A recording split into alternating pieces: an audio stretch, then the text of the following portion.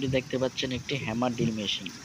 এই ড্রিল মেশিনটি চলছে না। এই ড্রিল মেশিনটি কি সমস্যা আছে তা আমরা খুঁজে বার করার চেষ্টা করব এবং সমাধান করার চেষ্টা করব। চলুন দেখে নেওয়া যাক এটির সমস্যা কিভাবে শনাক্ত করতে হয় বা কিভাবে সমস্যা খুঁজে বের করা যায়। সর্বপ্রথম আমরা এটির যে স্ক্রুগুলো আছে এটি ব্যাক সাইডে কার্বনের সেটটি খুলে নেব। তারপর আমরা একে একে সব দেখব। দেখতে পাচ্ছেন আমরা পিছনের কাভারটি খুলে নিলাম। এখন আমরা যে মেইন লাইনের তারটা আছে সে তারটা সাইডের স্ক্রুটা খুলে সুইচটি আলগা করে নিচ্ছি এবং সম্পূর্ণভাবে সুইচটা আলগা করে নেওয়ার পরে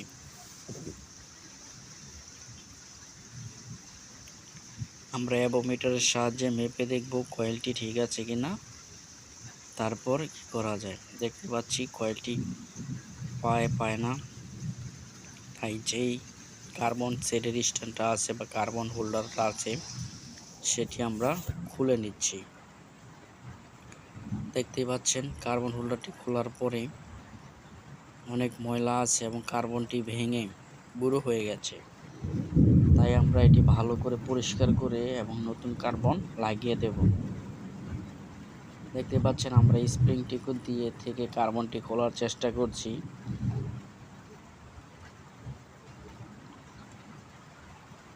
কার্বনটি কি সুন্দর করে বেষ্টির মধ্যে বা কার্বন হোল্ডারের মধ্যে বসে থাকে, এটি আমরা ভালো করে পরিষ্কার করে এবং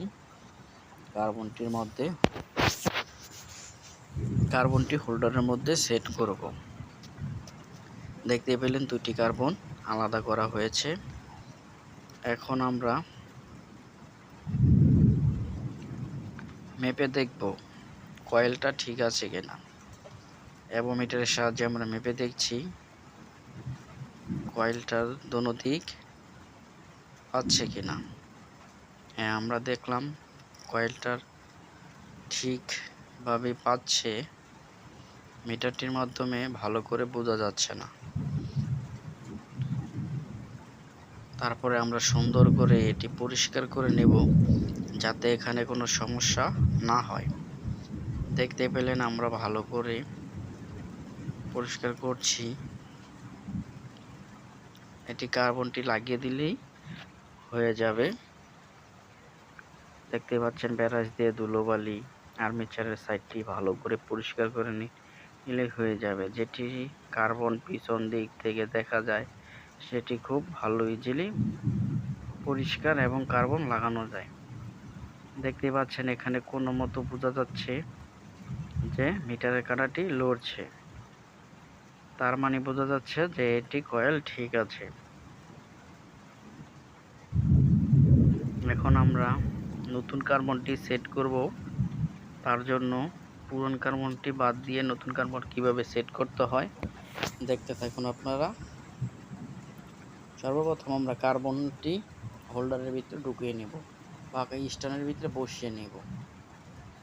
দেখতে পেলেন আমরা দুটি কার্বনই বসিয়ে নিচ্ছি।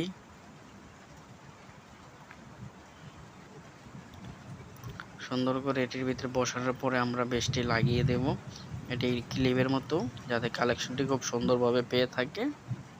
দেখতে পাচ্ছেন আমরা স্ট্যান্ডটি এটির ভিতরে খুব ভালো করে বসিয়ে নিলাম এবং দ্বিতীয়টিও বসিয়ে নিচ্ছি। দেখতেই থাকুন।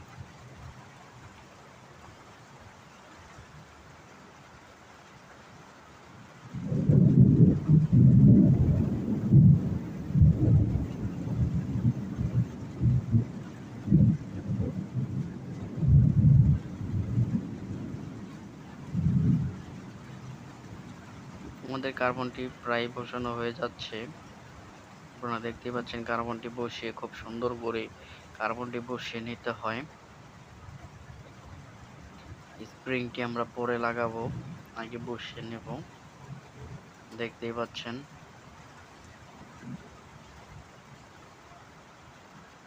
কার্বনটি কিভাবে আমরা সেট করে নিয়েছি, দেখতেই থাকুন।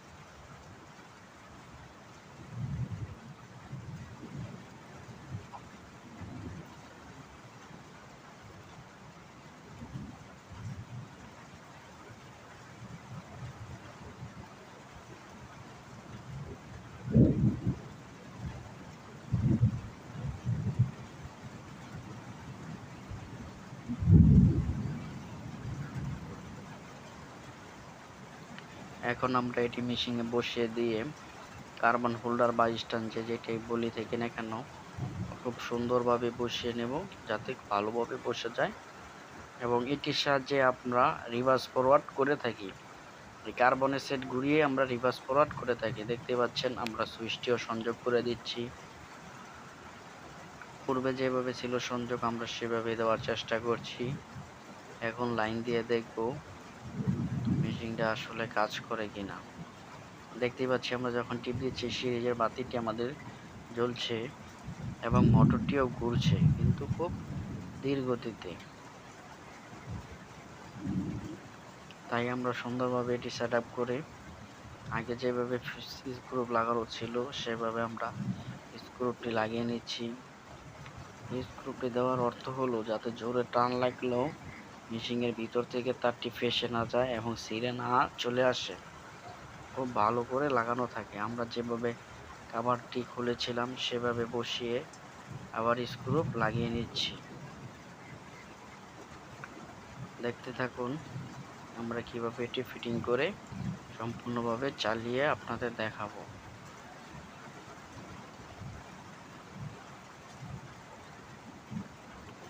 দেখুন এটি সম্পূর্ণভাবে লাগানো হয়ে গেছে।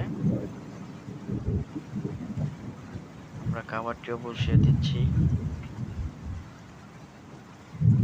এবং কভারের স্ক্রুটি লাগানো কাজ চলছে। দেখতে পাচ্ছেন আমরা কভারের টিও স্ক্রু সম্পূর্ণভাবে যে কটা খুলেছি সবই লাগিয়ে দিয়েছি। এখন টায়ার দেওয়ার কাজ চলছে।